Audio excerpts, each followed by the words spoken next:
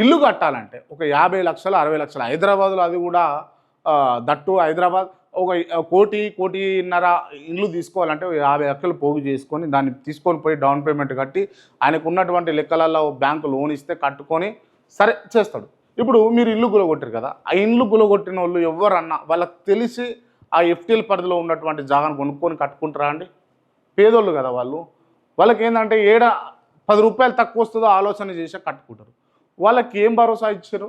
రాష్ట్ర ప్రభుత్వం వచ్చిన తర్వాత కూలగొట్టడం, తగలబెట్టడం, లేకపోతే ఇరగొట్టడం ఇవి కాదు కదండి. సంక్షేమం జరగాలి, అభివృద్ధి జరగాలి, ఫండింగ్ రావాలి, రైజ్ కావాలి. రైజింగ్ తెలంగాణ నెంబర్ 1 అని పెట్టారు. ఏడ రైజింగ్ ఉందండి? రైజింగ్ ఉంది. ఏడుందో చెప్పనా? రైజింగ్ ఏడుందంటే కమిషన్ల కాడ ఉంది. అది ఆర్ ట్యాక్స్ బీ ట్యాక్స్ అంటారు, గాఢ రైజింగ్ ఉన్నది. లేకపోతే సేఫ్టీకి ఇంత అని అంటారు, గాఢ రైజింగ్ ఉన్నది. కానీ పేదల గుండెల్లో రైజింగ్ లేదండి. పేదల కుటుంబాలలో రైజింగ్ లేదండి. పేదల ఆటో కార్మికుల జీవితాలలో రైజింగ్ లేదండి. రైతుల జీవితాలలో రైజింగ్ లేదండి. విద్యార్థుల జీవితాలలో రైజింగ్ లేదు. నిరుద్యోగుల జీవితాలలో రైజింగ్ లేదు. రైజింగ్ ఉన్నది కాంగ్రెస్ పార్టీ నాయకుల జీవితాలలో రైజింగ్ ఉంది. కమిషన్ల ద్వారా, కబ్జాల ద్వారా, దందాల ద్వారా. నోట్ దిస్, క్లియర్గా నోట్ చేసుకోండి.